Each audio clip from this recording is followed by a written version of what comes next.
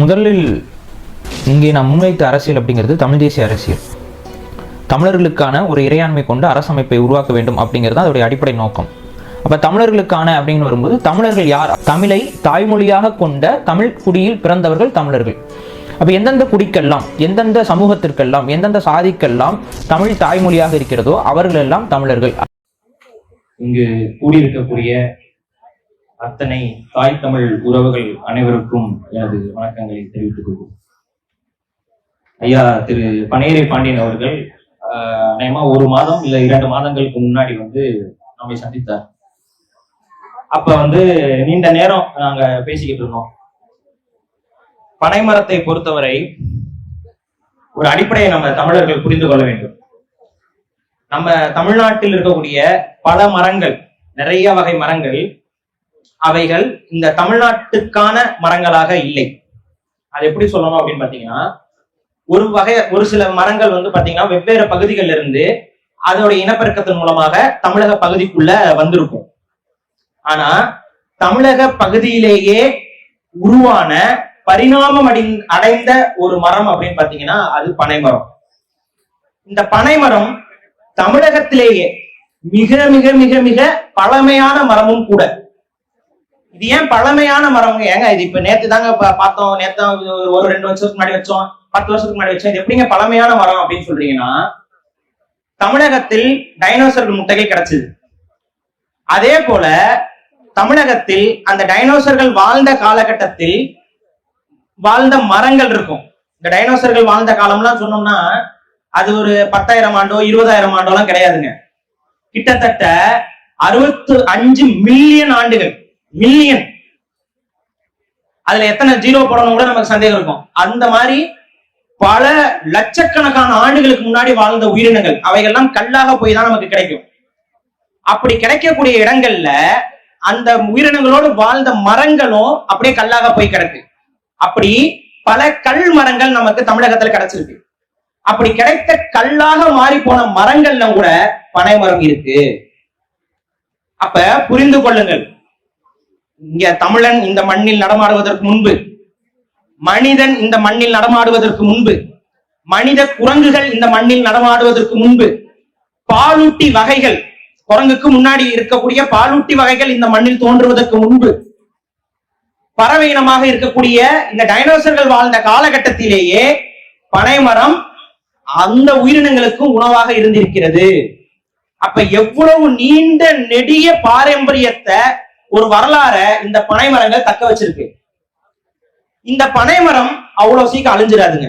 அதனால என்னவோ இந்த பனை சார்ந்த தொழில், இந்த பனை சார்ந்த வாழ்வியல், இந்த பனை சார்ந்த விஷயங்கள் எல்லாத்திற்கும் தமிழகத்தில் தடை இருக்கு.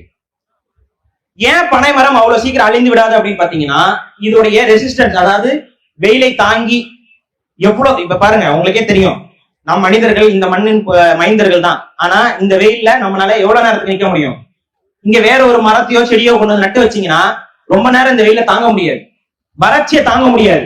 ஆனால் இந்த பனைமரம் எத்தனை ஆண்டுகள் ஆனாலும் வறட்சியை தாங்கி உயிரோடு இருந்து அதுவும் இனப்பெருக்கம் செய்து செழித்து இருக்கும். இந்த இடத்திற்கு பேரு கூட பனங்காடு அப்படின்னு தான் பார்த்தேன். இது ஏன் பனங்காடு? இது மனிதர்கள் நட்டு வச்சதால இது பனங்காடு இல்ல. இது இயற்கையாகவே இந்த மரங்கள் தொடர்ச்சியாக வளர்ந்து வர்றதுனால இந்த பகுதியை பனங்காடுன்னு சொல்றோம்.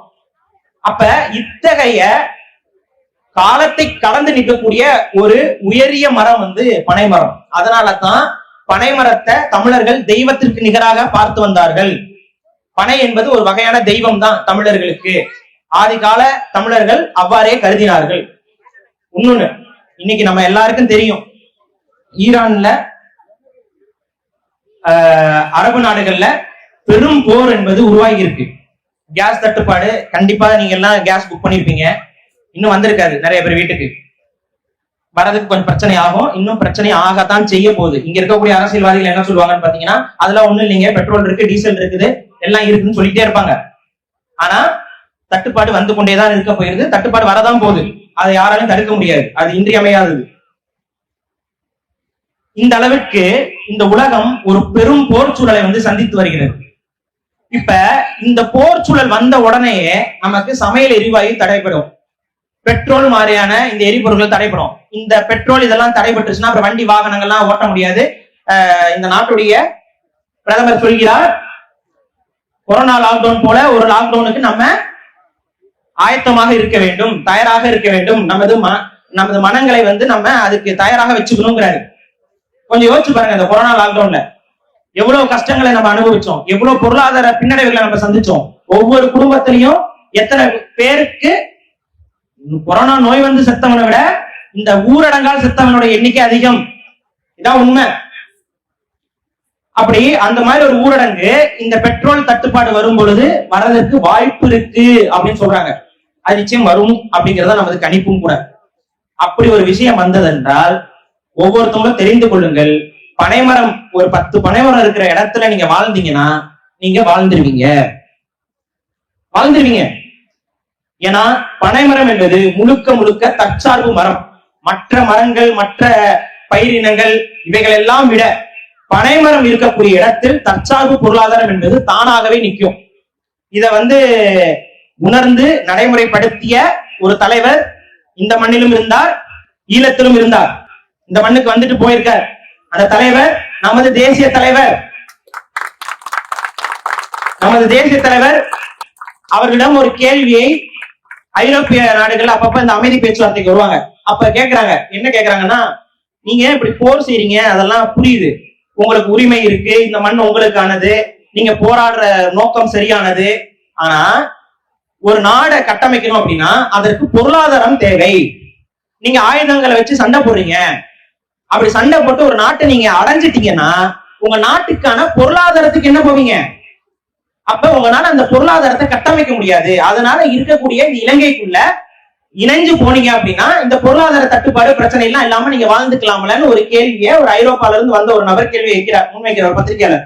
அப்ப உங்களுடைய பொருளாதார கொள்கை என்ன?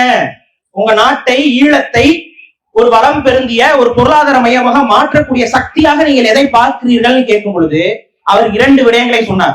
ஒண்ணு, எனது எல்லை பரப்பில் இருக்கக்கூடிய கடற்கரை, அந்த கடற்கரையில் இருக்கக்கூடிய மீன்கள், அந்த மீன் வளம், ஈழத்தை சுற்றி இருக்கக்கூடிய கடல்ல இருக்கக்கூடிய மீன் வளம் எனக்கு மிக முக்கியமான பொருளாதாரத்தை பெற்று தரும். அடுத்து ஒண்ணு சொன்னாரு, நாங்கள் வாழக்கூடிய இடங்களில் எங்களோடு சேர்ந்து வாழ்ந்து கொண்டிருக்கக்கூடிய இந்த பனை மரங்கள் சொன்னார். இந்த பனை மரத்தை வச்சு நீங்க என்ன பண்ணுவீங்கன்னா எங்களுடைய வாழ்க்கைக்கு தேவையான அத்தனை ஊட்டச்சத்தையும் இந்த பனை மரம் எங்களுக்கு கொடுத்து விடும். இதை நடைமுறையும் படுத்தினார் தலைவர். தனது படையில் இதை நடைமுறைப்படுத்தினார். உலக ராணுவ வீரர்கள்லாம் நீங்க பாத்தீங்கன்னா முதுகுல பேக் பேக்னு சொல்லுவாங்க. முதுகுல ஒரு பேக் பேக் போட்டுதான் போவாங்க. அப்படி அந்த பேக் பேக்ல என்ன இருக்கும்னா பின்னாடி இருக்க பை, அந்த பைக்குள்ள என்ன இருக்குன்னு பாத்தீங்கன்னா அவங்க பல நாட்கள் காடுகளுக்குள்ள போகணும், அவங்களுக்கு உணவு கிடைக்கலாம், கிடைக்காம இருக்கலாம், நீர் கிடைக்கலாம், கிடைக்காம இருக்கலாம். இந்த மாதிரியான விஷயங்களை பாதுகாக்கிறதுக்கு வாட்டர் பாட்டில் 1, 2 வச்சிருப்பாங்க. அதுக்கப்புறம் அவங்களுக்கு தேவையான சில உணவுப் பொருட்களை வச்சிருப்பாங்க. இந்த பன்னாட்டு, அதாவது வெளிப்படையா சொல்றேனே, இந்த இஸ்ரேலு, அமெரிக்கா மாதிரியான ராணுவ வீரர்கள் என்ன வச்சிருப்பாங்கன்னு பாத்தீங்கன்னா பேக்கன்னு சொல்லி வச்சிருப்பாங்க. அது வேற ஒண்ணும் கிடையாது, நம்ம ஊர் உப்புக்கண்ட மாதிரி, அவங்க பாத்தீங்கன்னா பன்றி இறைச்சியில செய்யக்கூடிய பேக்கன்ஸ் வச்சிருப்பாங்க. அது அவங்களுக்கு கெட்டு போகாது, ரொம்ப நாளைக்கு இருக்கும். அவங்க என்ன பண்ணுவாங்கன்னா போர்க்களத்துக்கு போகும்பொழுது வரும்பொழுது அவங்களுக்கு பசி எடுக்கும் போது அதை சாப்பிட்டுக்குவாங்க, அவங்களுக்கு தேவைப்படும் போது. அப்படி தலைவர் நம்ம வீரர்களுக்கு ஒரு பேக் பேக்ல ஒரு உணவு கொடுத்திருந்தார். அந்த உணவு தலைவராகவே உருவாக்கினார். அந்த உணவு என்னன்னா வேற ஒண்ணும் கிடையாது, நம்ம பனங்கிழங்கு எடுத்து காய வச்சு அதை மாவாக்கி அந்த மாவு கூட கருப்பட்டியை கலந்து ஒரு சாக்லேட் தயாரிச்சார், ஒரு வகையான சாக்லேட். அதுல தேவையான குளுக்கோஸ், ஃப்ரக்டோஸ், தேவையான புரோட்டீன், கார்போஹைட்ரேட்ஸ் எல்லாமே இருக்கு. அப்ப இதை எடுத்து வச்சிருக்கீங்க, கெட்டும் போகாது. இத பல நாட்களுக்கு வச்சுக்கலாம், அவ்வளவு சீக்கிரம் கெட்டு போயிடாது. இதை எடுத்து வச்சிருப்பாங்க, ஆளாளுக்கு ஒரு 5-6 கட்டியை வச்சிருப்பாங்க உள்ள. அவங்களுக்கு பசி எடுக்கும் போதெல்லாம் இந்த கட்டி எடுத்து சாப்பிட்டுக்குவாங்க. 10 நாளா இருந்தாலும் சரி, 20 நாளாக இருந்தாலும் சரி, அவர்களுக்கு பசி அடங்கிவிடும். போதுமான அளவு உணவை அவங்க கையில எடுத்துட்டு போவாங்க. இந்த முறையை உருவாக்கியவர் நமது தலைவர். அவருக்கு தெளிவாக தெரிந்திருந்தது, இந்த பனைமரங்கள் இருக்கும் வரை நமக்கு பாதுகாப்புன்னு. இன்னும் நான் சொல்றேன், உலக அளவில் இருக்கக்கூடிய ராணுவங்கள் அவர்களை சுற்றி பாதுகாப்பு அரண்கள் அமைப்பாங்க. அந்த பாதுகாப்பு அரண்களை எதுல அமைப்பாங்கன்னு பாத்தீங்கன்னா மண் மூட்டை வைப்பாங்க. அதாவது இதெல்லாம் டெம்பரவரி அரேஞ்ச்மெண்ட்ஸ், ஒரு தற்காலிகமாக அவங்களை பாதுகாத்துக்கிறதுக்கு, துப்பாக்கி குண்டுகள் தடுக்கிறதுக்கு அவுட் போஸ்ட் கட்டுவாங்க. அங்க என்ன பண்ணுவாங்க, எல்லாரும் என்ன பண்ணுவாங்க பாத்தீங்கன்னா சிமெண்ட் மூட்டைகளை வந்து அடுக்கி வைப்பாங்க. இல்ல சிலர் வந்து பாத்தீங்கன்னா அவங்களுக்கு கிடைக்கக்கூடிய விஷயங்களை வச்சு ஒவ்வொருத்தரும் ஒவ்வொரு மாதிரி பண்ணுவாங்க. இப்ப அமெரிக்கா மாதிரியான கொஞ்சம் அதிக பொருளாதாரம் கொண்ட நாடுகள்ல இருக்கவங்க எல்லாம் இன்னும் கொஞ்சம் புல்லட் ப்ரூஃபா இருக்கக்கூடிய காங்கிரீட்னு சொல்லக்கூடிய சிமெண்ட் காங்கிரீட்ஸ் வந்து வச்சுதான் அந்த இது கட்டுவாங்க. ஆனா தமிழர்கள் அவர்களுக்கான பாதுகாப்பு அரண்களை அமைத்து கொடுத்ததும் பனைமரம் தான். பனைமரங்களை வெட்டி அத 4 பக்கமும் கட்டி வச்சிருவாங்க. நம்புங்க, ஒரு ராக்கெட் லான்ச்சர் வந்து அந்த பனைமரத்துல மோதுனா கூட அந்த பனைமரம் தாங்கி நிக்குமா? பனைமரத்தில் செய்யக்கூடிய அந்த இதுல வந்து துப்பாக்கி குண்டுகள், டேங்குகள், அதாவது ராணுவ டேங்குகளை உடைக்கக்கூடிய ஆன்டி டேங்க் கன்ஸ் சொல்லுவாங்க. அந்த ஆன்டி டேங்க் கன், அதாவது இரும்பால் செய்யக்கூடிய ஒரு ராணுவ வாகனங்களை உடைத்து துளை போட்டு சொல்லக்கூடிய புல்லட்டுகளும் கூட இந்த பனைமரத்தை வைத்து கட்டக்கூடிய இந்த சுவர் தாங்கி நிக்குது. அதை கண்டுபிடிச்சு, ஏன்னா பிளெக்சிபிளான ஒரு தன்மை கொண்ட மரம் இது. அந்த இம்பாக்ட உள் வாங்கிட்டு நிக்கும், குத்தி குத்தி நின்றும் புல்லட்டு. இது எல்லாத்தையும் சாத்தியப்படுத்தி செயல்முறைப்படுத்தி நடைமுறைப்படுத்தி ஒரு நாட்டை நிர்வகித்தார் தலைவர். அந்த நாட்டுடைய பொருளாதாரம், அந்த பொருளாதாரத்துடைய ஒரு அடிநாதமாக பனைமரம் இருந்தது. இங்க இன்னொன்னு புரிஞ்சுக்கணும், எப்படி ஈழத்தை வந்து நீங்க கண்ணை திறந்து பார்க்கணும் அப்படின்னாவே நம்ம ஊர்கள்ல இருக்கக்கூடிய பனங்காடுகளை போய் பாருங்க. ஈழத்துக்கும் அந்த இடத்துக்கும் வித்தியாசமே இருக்காது. ஈழத்துல முழுக்க பனை மரங்கள் தான் படர்ந்திருக்கும். எங்க நீங்க ஈழத்துல போய் இறங்கிட்டீங்கன்னாவே உங்க கண்ணுல பனைமரம் படாம இருக்காது. ஆனா தமிழகத்திலயும் ஒரு காலத்துல அப்படிதான் இருந்துச்சு.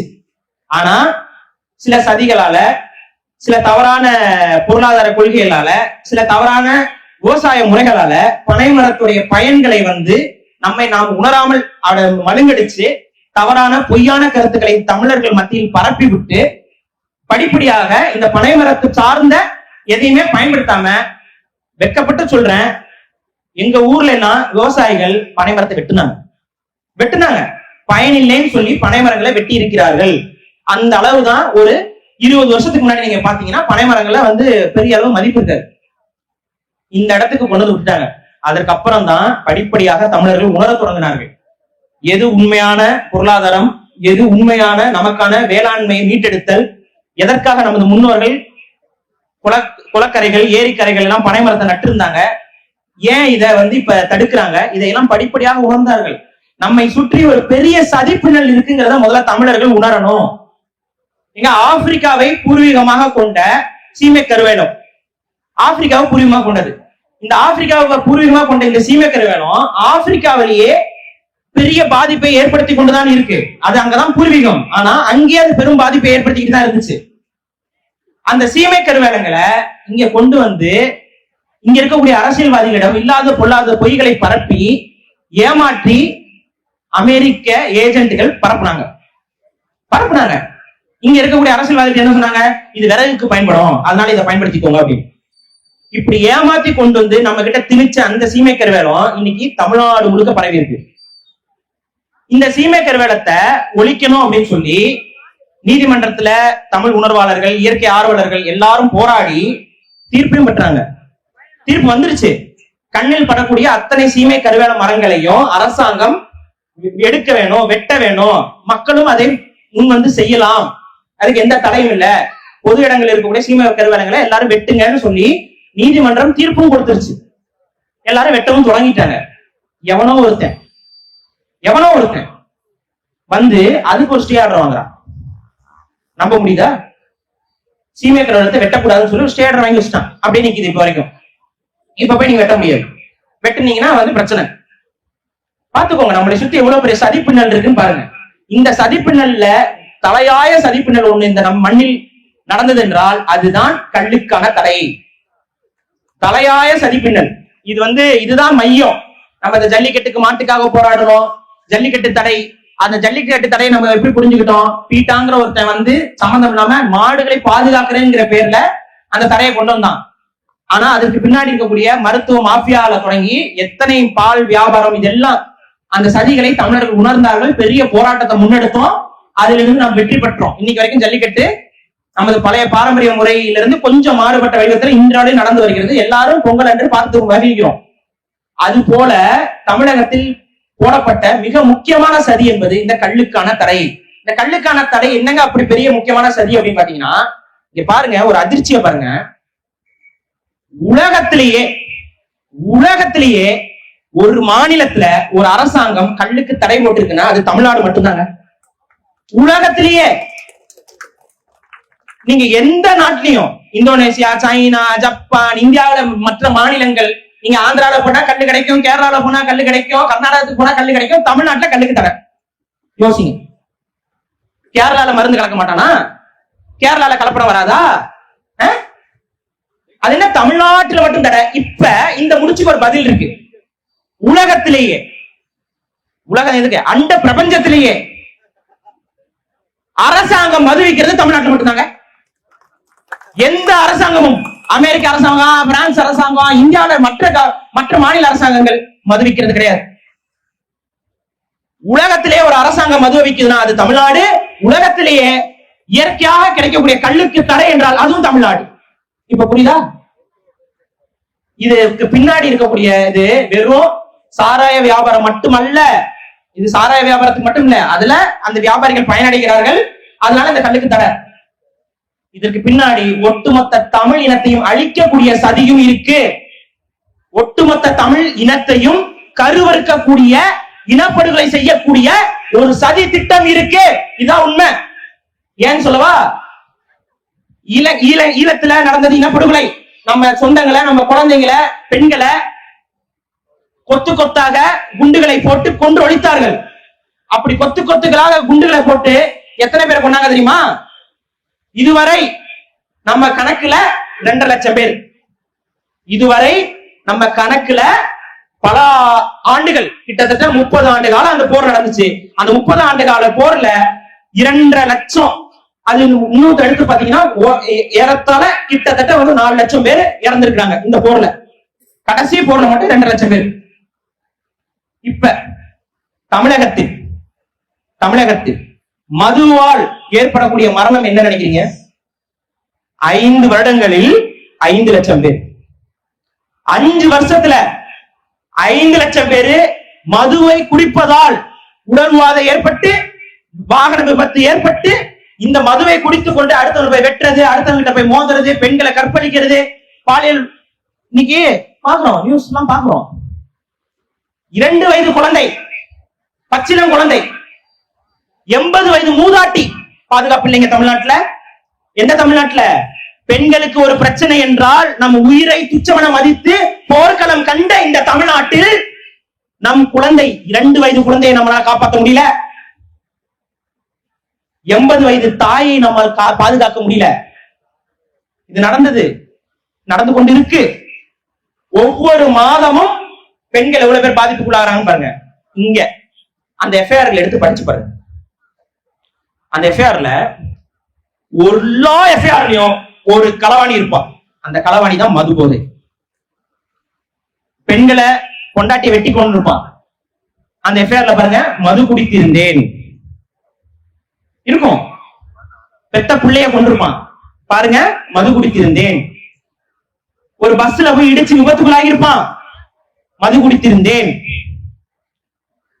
அப்ப பாருங்க, இந்த மாதிரியான இறப்புகள் மட்டும், அது போக மது குடிப்பதால் kidney failure, liver failure, liver cirrhosis, அப்புறம் அல்சர் வர்றது, இது போக நரம்பு தளர்ச்சி, மூளை பிரச்சனை, இந்த மாதிரி அது உடம்புக்குள்ள எங்கெங்கெல்லாம் போதோ அத்தனை இடத்துக்குள்ள பிரச்சனை தான். அப்படி அத்தனை பிரச்சனைகளையும் இறந்தவங்க மட்டுமே 5 ஆண்டுகளில் 5 லட்சம் பேர். இதை விட இனப்படுகொலைய உங்களுக்கு எந்த வித கேஸும் இல்லாம, எந்த வித விசாரணையும் இல்லாம, எந்த உலக நாடுகளுடைய தலையிடும் இல்லாம ஒரு மண்ணில் செய்ய முடியுமா?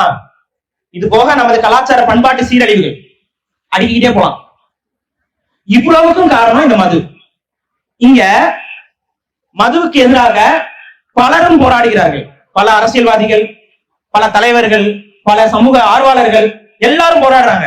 ஆனா இன்னைக்கு வரைக்கும் மதுக்கடைகள் நடந்து கொண்டேதான் இருக்கு. யாராலையும் தடுக்க முடியல. காரணம் என்ன அப்படின்னா, கள்ளுக்கடை திறக்காமல் இருப்பது. ஒண்ணு புரிஞ்சுக்கோங்க, மது குடிக்கிறவர்கள் அத்தனை பேரும் கெட்டவர்கள் கிடையாது. மது என்பது ஒரு விதமான அடிக்ஷன். இந்த அடிக்ஷனுக்கு பழக்கப்படுத்தினாங்க. டாஸ்மாக் கடைகளை திறந்த உடனே பலரும் போய் டாஸ்மாக்ல போய் குடிக்கல. மாறாக நம்மிடம் ஒரு கலாச்சார பண்பாட்டை திணித்தார்கள். எப்படி திணிச்சாங்க தெரியுமா?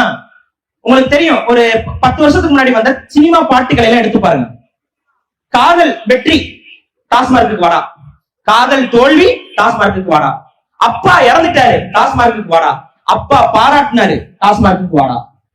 எத்தனை பாடல்கள் டாஸ்மார்க் மதுபானங்களை புகழ்ந்தோ இல்ல அந்த சூழலிலோ எடுக்கப்பட்டதாக இருந்தது. மது குடிச்சா தத்துவம் வருமா? இதெல்லாம் தமிழ் சினிமால வந்துச்சா இல்லையா? பார்த்தோமா இல்லையா? விசை அடிச்சோமா இல்லையா? பழக்கப்படுத்தினாங்க, உங்களிடம் திணித்தார்கள், குழந்தைகிட்ட பழக்கப்படுத்தினாங்க. இங்க பாருங்க, இந்த பாட்டை வந்து நம்ம பெரியவங்க பார்க்கும்போது நமக்கு என்ன தோணும்? சரி, இதுக்காகவே யாராவது குடிச்சிருவாங்கன்னு தோணும். ஆனா நம்ம மட்டும் பார்க்கல, நம்ம குழந்தைகளே பார்க்க வச்சோம். குழந்தைகளை பார்க்க வச்சோம். அந்த குழந்தைக்கு சிறு வயதுல இருந்து இது தப்பு இல்ல, இது தவறு இல்ல, இதை நம்ம பின்பற்றதுல ஒண்ணு பாருங்க. ஹீரோவே குடிக்கிறாரு. இப்ப நீங்க சமீபமா பார்த்திருப்பீங்க. இப்ப கடந்த 5 ஆண்டுகள்ல பாத்தீங்களா ஹீரோயின் குடிப்பாங்க. பாருங்க, ஏன் 10 வருஷத்துக்கு முன்னாடி ஹீரோயின் குடிக்கிற மாதிரி காட்டல, இப்ப பாருங்க ஹீரோயின் குடிப்பாங்க. அதுதான் சமத்துவம். ஆண் தவறு செய்யும் போது தட்டி கேட்டு நிக்கிறதுல சமத்துவம் கிடையாது. ஆண் தவறு செய்யும் போது, ஆண் குடிக்கும் போது கூட சைடு வச்சுட்டு தானம் குடிப்பதுதான் பெண்ணியம். அவ்வாறு நம்மிடம் சொல்லிக் கொடுக்கப்படுது. யார் சொல்லிக் கொடுக்குறா? சினிமாக்காரன். இப்படியே நம்மளை பழக்கப்படுத்தி ஒரு பெரிய போதைக்குள்ள மாட்டி விட்டான். இன்னைக்கு நம்மை சுற்றி கூடிய அத்தனை பிரச்சனைக்கு ஒரு மூல காரணமாக அவை இருக்குது. அந்த மூல காரணத்தை உடைக்கக்கூடிய ஒரு கடப்பாறையாக பனை மரங்கள் மட்டும்தான் இருக்க முடியும். காரணம் என்னன்னா பாருங்க, இப்ப கல்லுக்கான தடை நீங்கிட்டோம், அது ஒரு விஷயம் இறக்கிட்டு இருக்கோம். அந்த கல்லுக்கான தடை நீங்கிருச்சுன்னு வைங்க, எல்லாரும் கல்ல இறக்க ஆரம்பிப்பாங்க. இந்த கல்லுல ஆல்கஹால் இருக்கானா? இருக்கு. எவ்வளவு சதம் இருக்கும் அப்படின்னு பாத்தீங்கன்னா மேக்சிமம் 4-6% உள்ளதான். 6% தாண்டாது. கல்லு எவ்வளவு குடிச்சாலும் 6% மேல தாண்டாது. அப்ப இந்த 4-6% இது ஆல்கஹால் வந்து கல்லுல இருக்கும். இப்ப எல்லாரும் பீரு, இந்த ஒயின் அப்படின்னு சொல்றாங்க. அது வந்து லெசர் ஆல்கஹால் சொல்லுவாங்க. அதாவது சாராயத்துல ஒரு குறைந்த சாராயம். அந்த பீர்ல மட்டுமே ஆவரேஜா எவ்வளவு ஆல்கஹால் இருக்குன்னு பாத்தீங்கன்னா 8-10. நார்மலா இருக்க பீர்ல 8-10 இருக்கும். இப்ப நம்ம தமிழர்கள் எல்லாம் விரும்பி குடிக்கிறாங்களே வீரன், சூரன், சுப்பகா, புருஷன் அப்படின்னா, இந்த மாதிரியான மதுபானங்கள்ல எவ்வளவு பர்சன்டேஜ் இருக்குன்னு பாத்தீங்கன்னா 40% இருக்கும்.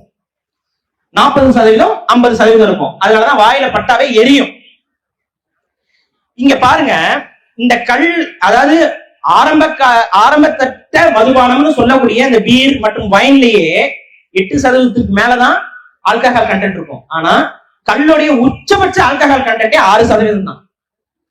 இதுவும் இந்த கல்ல உடனே காலையிலேயே இறக்குறீங்கன்னு வைங்களேன், அதுல ஆல்கஹாலே இருக்காது. அதுல 1% கூட ஆல்கஹால் இருக்காது. காலையிலே விடிய காலையே இறக்கிட்டீங்கன்னு வைங்க, இருக்காது. அது வெளிப்படையா சொன்னோம்னா சுண்ணாம்பு போடாது 15 அப்படிதான் இருக்கும் அது. அதனால காலையிலேயே இறக்கி இருக்கக்கூடிய அந்த குளிக்கிறதுக்கு முன்னாடி இருக்கக்கூடிய கல்லில் ஆல்கஹால் கண்டென்ட் என்பது எதோட நீங்க ஒப்பிடலாம்னு பாத்தீங்கன்னா பழைய சோரோட ஒப்பிடலாம். நீங்க பழைய சோறுல எவ்வளவு ஆல்கஹால் கண்டென்ட் இன்னொன்னுங்க. இந்த ஆல்கஹால்ங்கிறது ஒரு இயற்கைக்கு எதிரானதெல்லாம் கிடையாது. இந்த ஆல்கஹால்ங்கிறது என்ன நீங்க புரிஞ்சுக்கணும்னா, அது அது எப்படி சொல்லணும்னா, நம்ம சாப்பிட்டுட்டு கழிவு போதுங்க. நம்ம சாப்பிடுறோம், கழிவு வருது. இந்த நுண்ணுயிர்கள் சாப்பிடுதுல, அதுக்கும் லெட்டின், பாத்ரூம், யூரின் எல்லாம் போகணும்ல, உள்ள இறங்கினா வெளியில போகணும்ல. அப்படி இந்த நுண்ணுயிரிகள் சாப்பிடக்கூடிய நுண்ணுயிர்களுடைய மூத்திரம்னு எடுத்துக்கலாம் ஆல்கஹால். வெளிப்படையா சொன்னா ஆல்கஹால் என்பது நுண்ணுயிரிகளுடைய மூத்திரம். இது தயிர்லயே இருக்கு. இப்ப நம்ம வண்டி ஓட்டிட்டு போறோம், வாய்க்குள்ள கொசு போகுது, என்ன பண்ண முடியும்? ஒண்ணும் பண்ண முடியாது. வண்டி ஓட்டிட்டு போவோம், அப்படியே பாடிட்டு போறோம், இளையராஜா பாடல் பாடுறோம்னு நீங்க வாயை தந்து போவோம், கொசு உள்ள போயிடும். என்ன பண்ண போயிடுச்சு, அது ஒரு புரதச்சத்து நினைச்சு கடந்து போக வேண்டியதான். அது மாதிரி தயிர்ல ஆல்கஹால் இருக்கு.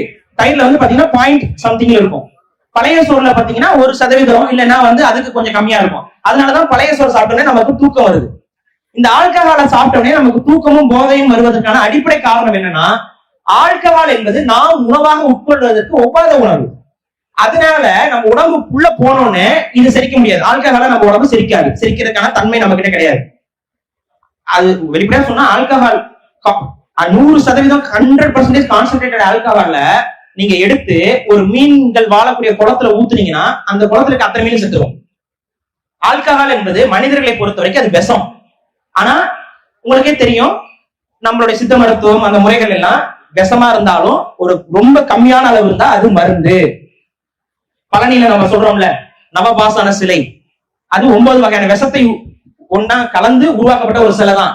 ஆனா ஒரு குறிப்பிட்ட அளவு அது இருக்கும் பொழுது அது விஷம் இருக்காது. அதே போல ஆல்கஹால் ரொம்ப கம்மியான அளவு இருக்கும்போது அது விஷத்தன்மை அடையாது. அது விஷமாக நமக்கு நம்ம உடம்பு கருதாது. அதனால நமக்கு பாதிப்பு இல்லை. ஆனா அது அதிகமாகும் பொழுது நமக்கு பாதிப்பு. அப்ப இந்த கல்லுல எவ்வளவு நம்ம என்ன கல்லே நினைச்சாலும் 8% மேல 6% மேல அதனால ஆல்கஹாலை உற்பத்தி செய்ய முடியாது. அந்த திறன் கல்லுக்கு கிடையாது. அப்ப இந்த கல்லை தடை செஞ்சுட்டு 40% 50% இருக்கக்கூடிய ஆல்கஹாலை தமிழக அரசாங்கம் விற்பதற்கு அனுமதி கொடுக்குது. பாத்துக்கோங்க. இங்க சரிங்க, இந்த கல்லு வந்துச்சுன்னாதான் எப்படிங்க மது பழக்கம் அதுன்னு அதுக்கு ஒரு அடிப்படை காரணம் என்னன்னா, இன்னைக்கு மது குடிச்சு மது வெறியர்களாக இருக்கிறாங்கல்ல, அவங்க எல்லாரையும் மதுவை நிப்பாட்டுங்கன்னு சொல்லி ஒரே நாள் மது கடையில் நிப்பாட்டிட்டோம்னு வைங்க, அடுத்து ஒரு வருஷத்துல ஒரு வருஷம் இல்ல ஒரு 3-4 மாசத்துல பல பேர் செத்துருவான். அவன் சாப்பிட முடியாம செத்துருவாங்கிறது கிடையாது. காரணம் என்னன்னா, இந்த ஆல்கஹாலுக்கு அத்தகைய ஒரு தன்மை இருக்கு. ஒரு விஷத்தை நம்ம சாப்பிட்டு சாப்பிட்டு சாப்பிட்டு நம்ம உடம்ப அந்த விஷத்துக்கு தகுந்த மாதிரி பழக்கப்படுத்திடுறோம். அந்த பழக்கம் என்ன ஆகும்னா, அந்த விஷம் கிடைக்காம போயிடுச்சுன்னா நம்ம உடம்பு அதோட பேலன்ஸை மிஸ் பண்ணி அது நமக்கு மரணத்தை கொடுக்கும். இதன் காரணமாகத்தான் கொரோனா லாக்டவுன் வந்த உடனே நிறைய பேர் மது குடிக்க முடியாம இருந்தவங்க இறந்து போனாங்க நிறைய பேர். அது நம்ம குடும்பங்கள்ல கூட யாராவது உங்களுக்கு தெரிஞ்ச உறவினர்கள் இருப்பாங்க, மது பழக்கம் அதிகமாக இருந்தவர்கள் நிறைய பேர் இறந்து போனாங்க. இப்ப மதுக்கடைகளை மூடிட்டு கள்ளுக்கடைகளை திறந்துட்டோம்னு வைங்களேன், இந்த மது பிரியர்கள் என்ன பண்ணுவாங்க, வேற வழி இல்லாம கள்ளு குடிப்பாங்க. அவங்களுக்கு அந்த போதை பத்தாதுதான், மிஞ்சி போனா அவங்க அதிகமா பானப்பனைய கூட குடிக்கலாம். ஆனா இதுல ஆல்கஹால் கண்டென்ட் ரொம்ப கம்மியா இருக்கு. இது அவனை சாக விடாது, அவன் அடிக்ஷன்ல இருந்து அவனை சாக விடாது, அவனை காப்பாத்திடும். அடுத்து இந்த கல்லுல இருக்கக்கூடிய இந்த ஆல்கஹால் பெரிய அளவு உடம்ப பாதிக்காதுங்கிறதுனால கால ஓட்டத்துல இவன் வெறும் கல்லை மட்டுமே குடிச்சானா அவனுக்கு மதுவுல இருந்து படிப்படியாக வெளியே வரக்கூடிய நிவாரண மருந்தாகவும் கல் இருக்கும். நிவாரண மருந்து.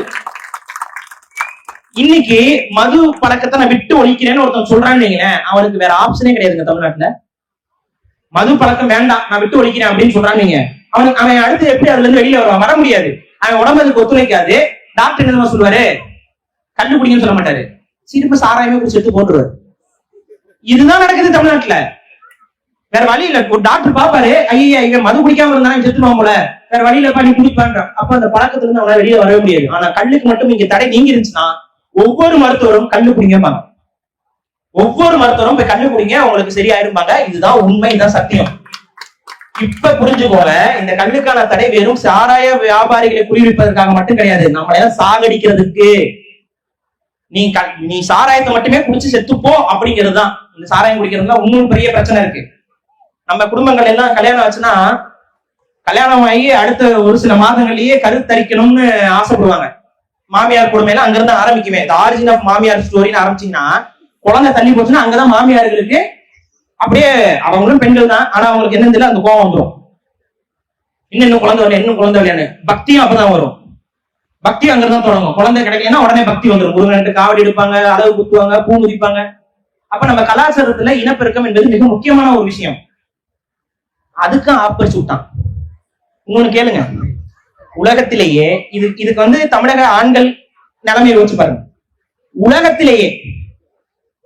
உலகத்திலேயே மிக கம்மியாக, அது வெளிப்படையா இந்தியாவிலேயே மிக கம்மியாக ஃபெர்டிலிட்டி ரேட்னு சொல்லுவாங்க, அதாவது குழந்தை பெறக்கூடிய தன்மை யாருக்கு தெரியுமா ரொம்ப கம்மியா இருக்கு? தமிழர்களுக்கு. கேவலமா இல்ல நமக்கு? வெளிப்படையா அந்த ரிப்போர்ட் என்ன சொல்லுதுன்னா, தமிழக ஆண்களுக்கு ஆண்மை இல்லைங்குது. இதுதான் உண்மை. இதுதான் உண்மை. காரணம் என்ன? காரணம் என்னன்னா வேற ஒண்ணும் இல்ல, இந்த மது பழக்கம், இந்த போதை பழக்கம், இவைகளிலிருந்து நம்மளை மீட்டெடுக்கக்கூடிய எந்த விதமான உணவு பழக்கமும் நம்மிடம் இன்னைக்கு இல்லாம போயிடுச்சு. அத்தகைய ஒரு உணவு கல்லு. ரொம்ப இன்ட்ரெஸ்டிங்கா, கல்லு குடிச்சா ஆண்மை வருங்க. இதுதான் உண்மை. கல்லு ஒருத்தர் அதிகமா குடிக்கிறாரு அப்படின்னா, அதிகமா குடிக்க முடியாது, ஒரு பானை குடிச்சா வயிறு உப்பிரும். அவர் குடிச்சிட்டு வராரு ரெகுலரா அப்படின்னா உண்மையாகவே அவருக்கு ஆண்மை என்பது அதிகரிக்கும். இதான் வேணும். என்ன சொன்னேன்ல, குறிப்பிட்ட அளவு ஒரு விஷமாக இருந்தாலும் அந்த ஆல்கஹால் கண்டென்ட் ரொம்ப கம்மியா இருக்கும்போது அது மருந்தாக மாறும். அதான் நம்ம சித்த மருத்துவம் கண்டுபிடித்தது. எந்த விதமான ஒரு இதா இருந்தாலும் அதோட அளவு என்பது மிக முக்கியம். அப்ப இந்த கல்லுக்கான தடை என்பது நமது ஒட்டுமொத்த வாழ்வாதாரம், பொருளாதாரம், வாழ்வியல் அத்தனையும் மீட்டெடுக்கக்கூடிய தன்மை கொண்டதுதான் இந்த கல். அதுக்கு நம்ம அந்த தடையை உடைக்கணும். இன்னைக்கு வரைக்கும் நானும் பார்த்துட்டேன். திமுக, அதிமுக எல்லா கட்சிகளும், இங்க அதிகாரத்தில் இருக்கக்கூடிய அத்தனை கட்சிகளும், நாங்கள் அதிகாரத்துக்கு கண்டிப்பா நீங்களாம் எத்தனையோ தலைவர்களை சந்திச்சிருப்பீங்க, எத்தனையோ முறை சத்தியம் பண்ணிருப்பாங்க. நாங்க வந்தா கல்லுக்கு தடை நீங்கும். நாங்க வந்து அதுவும் குறிப்பா வந்து பாத்தீங்கன்னா இந்த பொள்ளாச்சி இந்த மாதிரி தென்னை தோட்டங்கள் அதிகமா இருக்கக்கூடிய இடங்கள், பனை தோட்டங்கள் அதிகமா இருக்கக்கூடிய இடங்கள், பனை சார்ந்து தென்னை மரம் சார்ந்து வாழக்கூடிய வாழ்வாதாரம் கொண்ட விவசாயிகள் அதிகமாக இருக்கக்கூடிய அத்தனை தொகுதிகளிலும் அங்க அந்த தலைவர்கள் போகும்போது கல்லுக்கான தடை நீங்கும்பாங்க. நீங்கவே நீங்காது. ஏன்னா இந்த கல்லுக்கான தடையை போட்டது தமிழக அரசு கிடையாது. அதுக்கு மேல இந்திய அரசு நினைப்பீங்க, இந்திய அரசும் கிடையாது. உலகத்தை நம்மை கண்ணை மூடிக்கொண்டிருக்கும் போது உலகத்தை சில பன்னாட்டு வணிக கூட்டங்கள் நம்மை ஆட்சி செய்கிறார்கள். அந்த பன்னாட்டு வணிக கூட்டம் தமிழகத்தில் பனை சார்ந்த தொழிலும் பனை சார்ந்த பொருளாதாரமும் அது சார்ந்த தற்சார்பும் வளர்ந்து விடக்கூடாது என்பதற்காக ரொம்ப காலத்துக்கு முன்னாடியே சதி செய்துதான் இந்த கல்லுக்கான தடையை இங்க கொண்டு வந்திருக்கிறார்கள். இவனுங்க நமக்கு அனுமதி கொடுக்கவே மாட்டானுங்க. எவ்வளவு பெரிய கொம்பனா இருந்தாலும் இதை வந்து தடுத்துருவானுங்க. அதனாலதான் எத்தனை முறை அரசியல்வாதிகள் வந்து உங்களுக்கு சத்தியம் பண்ணாலும் இந்த தடையை நீக்க மாட்டாங்க. அப்ப நம்ம என்ன பண்ணணும்? இந்திய வரலாறே நமக்கான அதற்கான ஒரு வழிகாட்டலையும் கொடுத்திருக்கு. இந்திய விடுதலை என்பது வெள்ளைக்காரன் நமக்கு தானா கொடுக்கல. காந்தி என்ற ஒரு விடுதலை போராட்ட வீரர் அவர் மனதில் தோன்றிய ஒத்துழையாமை என்ற ஒரு கோட்பாடு, நான் கோஆபரேஷன் மூவ்மெண்ட். அந்த நான் கோஆபரேஷன் மூவ்மெண்ட் அப்படிங்கிறது என்ன அப்படின்னா, அரசாங்கம் என்ன வேணாலும் சொல்லட்டும், அரசாங்கம் தடை போடட்டும், நான் அதை செய்வேன். ஏன்னா அது தவறு இல்ல. ஒத்துழையாமை, ஒத்துழைக்க மாட்டேன். ஆனா இங்க நம்ம தமிழர்களுக்கு இருக்கக்கூடிய ஒரு பெரிய பிரச்சனை என்னன்னா, நம்ம அரசாங்கத்தை பெரிய அளவு நம்பக்கூடிய மக்கள். அரசாங்கம் நமக்கு கெட்டதா செய்யும்னு இன்னைக்கு வரைக்கும் நம்புறாங்க. ஒரு உண்மையை சொல்கிறேன், அரசாங்கம் உங்களுக்கு கெட்டதை மட்டும்தான் செய்யும். ஏன்னா நம்மை அரசு செய்பவர்கள் நம் இனத்தவர்கள் கிடையாது, இனத்தவர்கள் கிடையாது. ஐயா திரு தனியாசலம் அவர்கள் தெளிவா சொல்லிட்டு போயிட்டாங்க. நம்ம எக்கேடு கெட்டா என்னன்னு நினைக்கிற கூட்டம் தான் இங்க தமிழகத்தில் ஆட்சி செய்யுது. அவங்க ஒருபோதும் நம்ம ஆளணும், நம்ம வந்து அதிகாரம் வரணும், நமக்கு வந்து பொருளாதாரம் வரணும்னு நினைக்கவே மாட்டாங்க. நம்மை சுரண்டி படைக்கணும் தான் நினைப்பாங்க. இங்க இருக்கக்கூடிய மலைகள், இங்க இருக்கக்கூடிய வளங்கள், இங்க இருக்கக்கூடிய இயற்கை எல்லாத்தையும் அழித்து விட்டால் இவன் அடுத்து எங்க போவாங்கிற கவலை அவனுக்கு கிடையாது. காரணம், அவ்வாறு அழிப்பவர்கள் வெளியில இருந்து வந்தவன். அவனுக்கு அவன் ஊர் இருக்கு, அவன் போயிடுவான். நம்ம தான் இங்க மாட்டிட்டு முடிக்கணும். அதனால புரிஞ்சுக்கோங்க, இந்த அரசாங்கம் திட்டமிட்டேதான் இந்த மாதிரியான தடைகளையும் இந்த மாதிரியான விஷயங்களையும் செய்து வருகிறது. ஏங்க, நம்ம சாப்பிடுற உணவுல சத்து இல்ல, ஊட்டச்சத்து இல்ல அப்படின்னா அந்த ஊட்டச்சத்து எந்த உணவு கிடைக்குமோ அதை தானே கொடுக்கணும். ஆனா அரசாங்கம் என்ன தெரியுமா பண்ணுது? செறிவூட்டப்பட்ட அரிசின்னு சொல்லி கொடுக்குது. இன்னைக்கு நீங்க நினைக்கிறீங்க செறிவூட்டப்பட்ட அரிசி யாரும் சாப்பிடலன்னு நினைக்கிறீங்களா? நீங்க இன்னைக்கு ரேஷன் கடையில அரிசி வாங்குறீங்கல்ல, அது செறிவூட்டப்பட்ட அரிசி. அதுல நீங்க பாத்தீங்கன்னா தெரியும், ஒரு சில அரிசி வந்து மருந்து மாதிரியே இருக்கும். அது எவனோ உருட்டி கொடுக்குறான் உருண்டை, அது உண்மையாவே மருந்து இல்ல, விஷம். செறிவூட்டப்பட்ட அரிசி கவர்மெண்ட் கொடுத்துட்டு இருக்குங்க. இப்ப எல்லாரும் கேஸ் போட்டு அப்படிலாம் கட்டாயப்படுத்த கூடாதுன்னு சொன்னதுக்கு அப்புறம் என்ன சொல்றாங்க? அவங்க விருப்பப்பட்டு வாங்கினா வாங்கிட்டோம். அப்ப ரெண்டு அரிசியும் இருக்கும். ஆனா எங்கேயாவது ரேஷன் கடையில ஏங்க இது செறிவூட்டப்பட்ட அரிசிங்க, இது வந்து நல்ல அரிசிங்க, இது சாதாரண அரிசிங்க யாராவது சொல்லி கொடுத்தாங்களா? உங்களுக்கு செறிவூட்டப்பட்ட அரிசி தான் கிடைச்சிட்டு இருக்கு. இந்த செறிவூட்டப்பட்ட அரிசி சாப்பிட்டா நமக்கு என்ன பக்க வலி வரும், என்ன நோய் வரும், அதை பத்தி எந்த கவலையும் கிடையாது, எந்த கவலையும் கிடையாது. பில்கேட்ஸ் ஒரு பணக்காரன் இருக்கான், அவன் மாதிரி ஒரு அயோக்கிய உலகத்துல எவனும் கிடையாது. அந்த அயோக்கிய பைய வெளிப்படையாவே சொல்றாங்க, இந்தியா எங்களுக்கான ஒரு பரிசோதனை மையம்னு வெளிப்படையா சொல்றான். இது உண்மை, சத்தியம். எவனுமே பேசல, எவனுமே கண்டிக்கல. எந்த ஒரு அரசியல் தலைமையும் ஒரு பிசினஸ்மேன் வெளிப்படையாக வந்து சொல்றான், இந்தியா வந்து எங்களுக்கான ஒரு பரிசோதனை மையம்ங்கிறான். அந்த பரிசோதனை மையம் சொல்லும் பொழுது இங்க ஆளக்கூடிய கட்சிகள் எதுவுமே அவனை எதிர்த்து ஒரு வாய் திறக்கல, ஒண்ணுமே பேசல. கடந்து போறாங்க. நம்ம கடந்து போக கூடாது. ஏன்னா நம்ம தான் பலியாகிறோம். அந்த பில்கேட்ஸ் ஏன் அவன் அயோக்கிய பெண் சொல்ல தெரியுமா? அவன் இந்த கருப்பை வாயு அப்படின்னு வாயின்னு சொல்லக்கூடிய நம்ம அந்த வெஜனல் இதுல வந்து பெண்களுக்கு ஒரு புற்றுநோய் வரும். அந்த புற்றுநோய்க்கு பரிசோதனை செய்யறேன்னு சொல்லிட்டு ஒரு தடுப்பூசி கண்டுபிடிச்சான். அந்த தடுப்பூசியை பரிசோதிக்கிறதுக்கு ஆந்திரால இருக்கக்கூடிய பழங்குடி பெண்களுக்கு ஊசி போட்டான். அங்க இருக்க ஸ்கூல்ல பழங்குடி மக்கள், அவங்களுக்கு எந்த புரிதலும் கிடையாது. அரசாங்கம் கொண்டு வந்து ஏதோ ஊசியை குத்துதுன்னு நினைச்சிட்டு இந்த நிறுவனத்தால கொடுக்கப்படுற அந்த பரிசோதிக்கப்படாத அந்த ஊசிகளை வந்து அந்த குழந்தைங்க குழந்தைங்க என்ன வயசு இருக்குன்னு நினைக்கிறீங்க? எல்லாம் 10 வயசுக்கு கீழே. எல்லா குழந்தையும் 10 வயசுக்கு கீழே கொண்டு வந்து போட்டானுங்க. அதுல கிட்டத்தட்ட 25 குழந்தைங்க வந்து ஹாஸ்பிட்டல் அட்மிட் ஆனாங்க. அப்பவே மயங்கினாங்க. அப்பவே இது அதுல கிட்டத்தட்ட 8 குழந்தைங்க செத்தே போயிட்டாங்க. 8 குழந்தைங்க மரணம். பெண்கள் தடுப்பூசி போட்டு. அதுக்கப்புறம் கேஸ் நடந்துச்சு. இது நடந்து ரொம்ப வருஷம் ஆச்சு. கேஸ் நடந்து கேஸே ஒரு 6-7 வருஷம் நடந்துச்சு. 6-7 வருஷம் கழிச்சு நம்ம நீதிமன்றம் நீதியை நிலைநாட்டுச்சு. எப்படி நிலைநாட்டுச்சு? அவங்க எப்படி செத்தாங்கன்னு தெரியல. ஆனா தடுப்பூசி காரணம் வேண்டாங்க. தடுப்பூசி போடப்பட்ட 8 குழந்தைங்க சாகுறாங்க. ஆனா அவங்க எப்படி செத்தாங்கன்னு தெரியல. ஆனா தடுப்பூசி காரணம் இல்ல. அப்படின்னா என்ன பொருள்? என்ன பொருள்? 8 குழந்தை யார் கொன்னாங்க? எப்படி செத்தாங்க? நடந்துச்சு. இதே இந்திய மண்ணில் பேச மாட்டாங்க. எவனும் பேச மாட்டான்.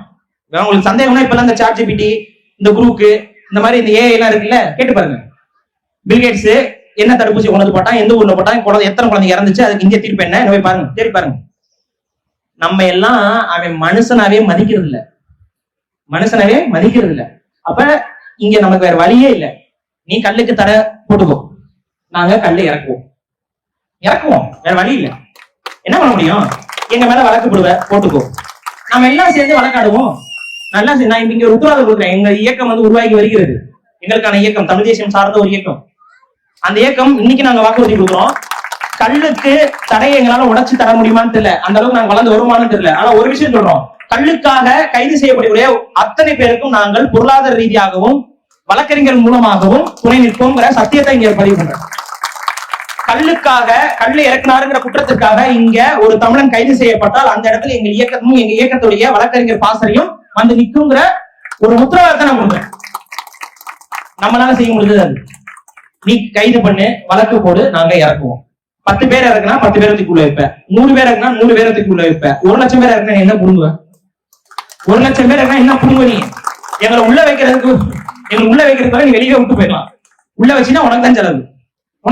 நீ தான் சோறு போடணும். இதுல பயப்படுத்துறாங்க. இப்ப அவங்க இங்க நாடகம் ஆண்டாங்க. உண்மையில ரொம்ப நல்லா இருந்துச்சு. எனக்கு ஒரு சில இடங்கள்ல அந்த ஒரு பெண் அழுகும் போது எனக்கு ஒரு மாதிரி கண்ணு, பெண்களோட அழுகைக்கு வந்து அந்த ஒரு தன்மை இருக்கு. பெண்களால ஒரு ஆணை அன்னைக்குதான் ஒரு பெண்ணுடைய கதறல் சத்தம் கேட்டா நம்ம எல்லாம் போருக்கு போயிருக்கோம். நம்ம போருக்கு போனா சாபம்னு தெரியும். நமக்கு மரணம் என்பது உறுதி போருக்கு போகும் பொழுது. ஆனாலும் நம் முன்னோர்கள் போராடி நம்ம இன்னைக்கு உயிரோடு இருக்கோம்னா நம்ம முன்னோர்கள் அத்தனை பேரும் போருக்கு போயிருக்கான். யாரும் தனியா இல்ல. நம்ம முன்னோர்கள் யாராவது ஒருத்தனாவது போர்ல இறந்தவன் தான். இந்த மண்ணுக்காக செத்தவன் தான். இந்த மண்ணோட மண்ணை மாறினவன் தான். அப்படி அந்த பெண்களோட அழுகைக்கு அது அத்தகைய ஒரு தன்மை இருக்கு. அப்ப அந்த பெண் அழுகும்போது எனக்கு உண்மையிலே ஒரு மன கஷ்டமா இருந்துச்சு. அப்ப இது என்னன்னா, கல்ல இறக்கக்கூடிய ஒவ்வொருத்தர் மீதும் போடக்கூடிய வழக்குகள் என்ன நோக்கத்துக்கு போறாங்கன்னு புரிஞ்சுக்கணும். சாராய வழக்குகள் போடுவாங்க. இந்த வழக்குகளுடைய நோக்கமே அவங்க மீது குண்டர் தடுப்பு சட்டம் போடணுங்கிறதுக்காதான். இப்ப நம்ம மேல இருக்கக்கூடிய ஒரு வழக்கு ஒண்ணு போடுறாங்கன்னு வைங்க, எந்த வழக்கா இருக்கட்டும், கொலை குற்றமா கூட இருக்கட்டும், அப்படி ஒரு வழக்கு போடுறாங்கன்னா அந்த வழக்குல நீங்க வாதாடி நீதிமன்றம் வந்து உங்களுக்கு வந்து பெயில் கொடுத்துடலாம். மேக்சிமம் எவ்வளவு நாளைக்கு அந்த பெயில தள்ளி போட முடியும் தெரியுமா? நான் சொல்றது கொலை குற்றத்துக்கே 90 நாள் தான். 90 நாளுக்கு மேல ஒருத்தரை அவர் குற்றம் உறுதியாக செய்தார் அப்படிங்கிறத உறுதிப்படுத்தாம ஒரு நீதிமன்றத்தால அவரை உள்ள வைக்க முடியாது, சிறைக்குள்ள வைக்க முடியாது. 90 நாள் அவருக்கு கம்பல்சரி பெயில் கொடுத்துருவாங்க. அதனாலதான் கொலையே செஞ்சாலும் 90 நாள்ல வெளியில வந்துருவாங்க. புரியுதுங்களா? ஆனா இதுக்கு எதிராக ஒரு சட்டம் இருக்கு. அதான் குண்டர் சட்டம். இந்த குண்டர் சட்டம்ங்கிறது என்னன்னா பிரிவென்டிவ் ஆக்ட், பிரிவென்ஷன் ஆக்ட்னு சொல்லுவாங்க. இந்த preventive act, preventive prevention arrest அப்படிங்கிறதுனா இவன் தொடர் குற்றவாளி. இவனை நீ வெளியில விட்டா இவன் இன்னும் தொடர்ந்து குற்றங்கள் செய்வான். அதனால நமக்கு பாதிப்பு, இழப்பு அதிகம். அதனால இந்த தொடர் குற்றவாளிய வெளியே விட்டுறாதீங்கன்னு சொல்லி அரசு முடிவெடுக்குது. நீதிமன்றம் கிடையாது. குண்டர் சட்டத்தை போடுறது நீதிமன்றம் கிடையாது, நீதிபதி கிடையாது. அரசாங்கம் முடிவு பண்ணுது. அரசாங்கத்துடைய முடிவுக்கு நீதிமன்றத்தால தலையிட முடியாது. அந்த குண்டர் சட்டம் உடையணும். அதற்கு ஒரு முறை வச்சிருக்காங்க, குண்டாஸ் போர்டுன்னு சொல்லுவாங்க. அந்த குண்டாஸ் போர்டுக்கு போயிட்டு இவர் அந்த குண்டர் சட்டத்துக்கு பொருந்த மாட்டார் அப்படின்னு கேட்டுக்கோங்க. இந்த குண்டர் சட்டத்துக்கு இவர் பொருந்த மாட்டாருன்னு அவங்க விட்டா வெளியில வரலாம். அந்த போர்டு வர்றதுக்கே 3-4 மாசம் ஆகும். ஒருத்தர் கைது பண்ணிட்டாங்கன்னா அந்த போர்டுக்கு அந்த விசாரணை வர்றதுக்கே 3-4 மாசம் ஆகும். கல்லுக்கடை போன்ற இந்த கல்லு இறக்கல் சம்பந்தப்பட்ட வழக்குகளுக்கு போர்டுல கன்ஃபார்ம் பண்ணிடுவாங்க. அப்ப என்ன ஆகும்னு பாத்தீங்கன்னா திரும்ப ரிட் பெட்டிஷன் ஒண்ணு இருக்கு. இந்த ரிட் பெட்டிஷன் நீங்க போட்டு வாதாடணும். அது வந்து பாத்தீங்கன்னா நம்பர் வைஸ் தான் வரும். பல குற்றங்கள் இருக்கனால நம்பர் வைஸ்ல நமக்கு வரும். அது வரதுக்கு ஒரு 7-8 மாசம் ஆகும். ரிப்பெட்டிஷன்ல நமக்கு உடஞ்சிரும். ஆனா கிட்டத்தட்ட ஒரு கல்லு இறக்கனா அப்படிங்கிற ஒரு குற்றத்திற்காக ஒருத்தரை கைது செய்து குண்டாஸ் போடப்பட்டது என்றால் குறைந்தபட்சம் அவரை 1 ஆண்டுகள் நிச்சயமாக காவல்துறையால் உள்ள வச்சிட முடியும். 1 வருஷம் அவரை முளைக்க முடியும். ஒரு கல்லை இறக்கக்கூடியவர் பெரிய பணக்காரரா இருக்க வாய்ப்பில்லை. அவர் ஒரு ஏழை எளிய தொழிலாளியா தான் இருப்பார். 1 வருஷம் அவர் அந்த குடும்பத்திலிருந்து பிரிந்து போகிறார் என்றால் அந்த குடும்பத்தின் நிலைமை என்ன ஆகும் யோசிங்க. அப்ப இதுதான் இவர்களுடைய நோக்கம். பனை சார்ந்த தொழில் செய்பவர்களுக்கு கல்லுங்கிற இந்த ஒரு இதை தடைய வச்சு நம்மை முடக்கி விடுவார்கள். இதைதான் இவங்க தொடர்ச்சியா பண்றாங்க. அப்ப இதை எப்படி நம்ம தடுக்கிறது? வேற வழி இல்லை. ஒன்றாக கரம் போக்க வேண்டும். தனித்தனியா பேசுறதுல எந்த பயனும் கிடையாது. தைரியமாக தனியாக செயல்பட்டு நாம் எல்லாரும் ஒருவருக்கு ஒருவர் தோளோட தோல் நின்னோம்னா எத்தனை பேர் மேல குண்டாசு போட்ட முடியும்? எத்தனை பேர் மேல உள்ள வச்சிட முடியும்? வைக்க முடியாது. அப்ப மக்கள் ஒருங்கிணையணும். மக்கள் எப்படி ஜல்லிக்கட்டுக்கு உச்ச நீதிமன்றமே தீர்ப்பு கொடுத்தாலும் அதை முறியெடுத்து நின்றார்களோ அது போல மக்களுக்கு இந்த புரிதலை ஏற்படுத்தி விட்டீர்கள் என்றால், அவர்கள் ஒன்றாக நின்றால் இது கால ஓட்டத்தில் மறைஞ்சு போகும். அதுக்கான வேலைகளை நாம் தொடர்ந்து செய்வோம். ஒரு விடயத்தை மட்டும் நான் இங்க பதிவு செய்ய விரும்புறேன். இந்த கல் அப்படிங்கிற இது கிட்ட இன்னொரு ஒரு மறைமுக தாக்கலும் இருக்கு. காரணம் என்னன்னா, ஒரு வாரம் இருக்குமா ஒரு பானையில உடைச்சிட்டு இருந்தாங்களே, நம்ம ஊர்ல இந்த விளையாட்டுக்கு இந்த பானையை தூங்கிட்டு அடிச்சு விளையாடுவாங்கல்ல, அந்த விளையாட்டு மறந்துட்டாங்க காவல்துறை. ஏன்னா உரி அடிச்சு அது மாதிரி பணமரமா பார்த்து உரி அடிக்கிறாங்க. காவல்துறைக்கு மோப்ப சக்தி அதிகம். நீங்கள் தவறாக எடுத்துக்கொள்ள வேண்டாம். மோப்ப சக்தி காவல்துறைக்கு அதிகம். மோப்ப சக்தி சில உயிர்களுக்கு அதிகமாக இருக்கும். அப்ப இந்த மோப்ப சக்தி உங்களுக்கு எந்த அளவுக்கு அதிகம்னா, பானைக்கு வெளியில இருந்து உள்ள இருக்கிறது பதனியா கல்லன் கண்டுபிடிச்சுவாங்க. புரியுதா? பதனிக்கும் கல்லுக்கும் மோந்து பார்த்து டிஃபரன்ஸ் கண்டுபிடிக்கிற ஒரே கூட்டம் இந்த கூட்டம் தான். ஏன்னா அந்த கூட்டத்தோட தலைவர் யாரு? பதனை குடிச்சு பார்த்துட்டு சக்கரை போட்டுறீங்களான்னு கேட்ட தலைவர். இதுதான் இவங்களுடைய புரிதல். இதுதான் இவங்களுடைய அரசியல். கொஞ்சம் கூட மனசாட்சி இல்லாம அந்த காவல்துறையில இருக்கக்கூடிய நண்பர்கள், அந்த பசங்க சின்ன பசங்க தான். கண்டிப்பா ஏதோ ஒரு விவசாய குடும்பத்துல இருந்து தான் வந்திருப்பானுங்க.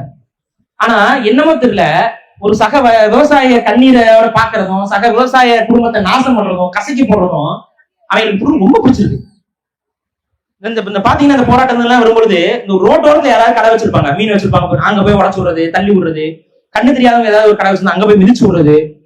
அதே போலதான் இந்த கல்லு ஏதாவது பிரச்சனைனா பானையை போய் உடைக்கிறாங்க. எவனுமே மருந்தகத்துக்கு போறது இல்லை. ஏன்னா பாருங்க, கல்லுல கலப்படமா? எப்படி அந்த கலப்படம்னா, கல்லுல ஒரு மாத்திரையை போட்டாங்களாம். அப்ப நீ எங்க போகணும்? மாத்திரை கடைக்கு தானே போகணும். அந்த மாத்திரை எவன் வித்தான்? அந்த மாத்திரை எங்க இருந்து வாங்கப்பட்டுச்சு? அந்த மாத்திரை கடை, அந்த மாத்திரை விஷ மாத்திரை அப்படின்னா, போதை மாத்திரைனா அவன் இல்ல அப்ப கைது பண்ணணும். அதை விட்டுட்டு அந்த மாத்திரை இந்த கல்லுக்குள்ள போட்டாங்களாம். அதனால கல்லு பானையை உடைப்பாங்களாம். அது கல்லு பானையா பதனி பானையான்னு தெரியாம. அப்ப எவ்வளவு ஒரு நயவஞ்சகம். அப்ப என்னன்னா, தொடர்ச்சியாக இவங்களுக்கு கொடுமை செய்து கொண்டே இருந்தால் படிப்படியாக இந்த தொழில் வேண்டாம் அப்படின்னு ஒதுங்கிடுவாங்க. அப்படி ஒதுங்கி போகட்டும். அந்த அளவுக்கு தமிழர்களை இந்த கல்லுக்கும் பனைமரத்திலிருந்து விலக்கி விடணுங்கிற நோக்கம் இவர்களுக்கு இருக்குன்னா, நான் சொன்னதுனா உண்மைதானே? இது திட்டமிட்ட சதின்னு சொன்னல. இது எதர்ச்சியா அரசியல்வாதிகளுக்கு புரியாம கிரியாமலாம் கிடையாது. திட்டமிட்ட சதி. இங்க நம்ம ஊர்ல ஒருத்தர் இருந்தாரு. நம்ம அவர் வெண்தாடி வேந்தர் அப்படின்னு சொல்லுவோம். கருப்பு சட்டை போட்டு சுத்திட்டு இருப்பாப்ல. அவர் பாத்தீங்கன்னா கல்லு கடைக்கு கான்ட்ராக்ட் கொடுத்தாரு ஒரு வெள்ளைக்காரன் கிட்ட. நல்லா கவனிங்க. இப்ப நம்ம எல்லாரும் தோட்டம் வச்சிருப்போம், துறை வச்சிருப்போம், நம்ம மரங்களை கான்ட்ராக்ட் கொடுறோம். அவருக்கு 500 மரம் இருந்துச்சு. அது நம்ம போய் எண்ணி பார்த்தாலும் தெரியும். இங்க எல்லாம் இப்படிதான் சொல்லுவாங்க. யுனெஸ்கோ அவார்ட்லாம் வாங்கினாரு அவரு. அது நமக்கு பார்த்தா தெரியும். யுனெஸ்கோ மன்றம் அவங்களே ஒரு மன்றத்துக்கு போய் அவார்டு கொடுத்துட்டாங்க. அவர் சொல்றாரு, கல்லுக்கடைக்கு கான்ட்ராக்ட் கொடுத்திருந்தாரு ஒரு வெள்ளைக்காரன்கிட்ட. கல்லுக்கடை போராட்டத்தை காந்தி அவர்கள் முன்னெடுக்கும் பொழுது அந்த மரத்தை போய் 500 மரத்தை வெட்டி வீசிட்டாங்க. கான்ட்ராக்ட கேன்சல் பண்ணாவே போதுமேடா. கான்ட்ராக்ட் அப்பா நான் இந்த இதுப்பா எந்தப்பா கட்டு தொகை, ஒரு கான்ட்ராக்ட் என்னங்க காசு கொடுத்தாருங்க அவர் வாங்கியிருப்பாரு. எந்தப்பா இந்த கட்டு தொகை, கான்ட்ராக்ட் வேணாம்ப்பா, நான் மரத்துல இளநீ குடிச்சிக்கிறேன்பான்னு சொல்ல வேண்டியதானே. அதை விட்டுவிட்டு 500 மரத்தை வெட்டி வீழ்த்துறாராம். இது கதை. இப்படி உட்காந்து நம்ம காலில் பூசுட்டிக்கிட்டு இருக்காங்க. இப்படி பூசுட்டிட்டு இருக்காங்க. அதனால பாருங்க, சரி அப்படி பண்ண நபரு நல்லவராக இருந்தால் மது ஒழிப்பு தானே பேசிக்கணும். கல்லுக்காக 500 மரங்களை வெட்டினாரு. அவரே சொல்றாரு, ஒருவன் மது குடிப்பது அவனது தனிப்பட்ட விருப்பம். மதுக்கடைகளை அதனால மூடக்கூடாதுன்னு பின்னால பேசுறாங்க. அவரு பின்னாடி பேசுறாரு மாறி மாறி. இதுதான் அரசியல். இதுதான் தமிழகத்துல நம்ம ஏமாற்றி இருக்கக்கூடிய அத்தனை அரசியல்வாதிகள் இன்றளவும் இதே ஸ்ட்ராட்டஜி தான். அப்ப நம்ம இங்க புரிஞ்சுக்கிறது என்னன்னா, இந்த கல்லுக்கான தடையை உடைத்து தொடர்ந்து செய்வோம். இது ஒவ்வொரு ஆண்டும் நடக்கணும். போன ஆண்டை விட இந்த ஆண்டு வந்து மிக சிறப்பாக செய்திருக்கிறார்கள். நானே எதிர்பார்க்கல இந்த அளவுக்கு ஒரு பெரிய ஏற்பாடு, அது இத்தனை மக்கள் வந்து இதற்கு ஆதரவாக நிற்பீர்கள் அப்படின்னு நான் எதிர்பார்க்கல. கண்டிப்பாக இது தொடரணும். இன்னும் பெரிய பெரிய அளவுக்கு இந்த விழிப்புணர்வு என்பது மக்களை போய் சேரும். நாங்க பேசுறது எல்லாமே, இந்த காணொலிகள் எல்லாமே மக்கள்கிட்ட போய் அந்த விழிப்புணர்வை ஏற்படுத்தும். தொடர்ச்சியாக செயல்படுவோம், ஒன்றாக நிற்போம், ஒருவருக்கொருவர் தோளுக்கு தோல் துணை நிற்போம். நிச்சயமாக நம் மண்ணை மீட்கலாம், நம் மக்களை காக்கலாம். அதற்கு அனைவரும் ஒன்றாக தான் இருக்கணும். தனி மரங்கள் தோப்பாகாது, சரியா? அது எந்த மரமா இருந்தாலும் சரி, பனை மரமா இருந்தாலும் சரி, தனி மரம் தோப்பாகாது. இதை நான் இங்க சொல்லி வாய்ப்புக்கு நன்றி கூறி விடைபெறுகிறேன். நன்றி, வணக்கம்.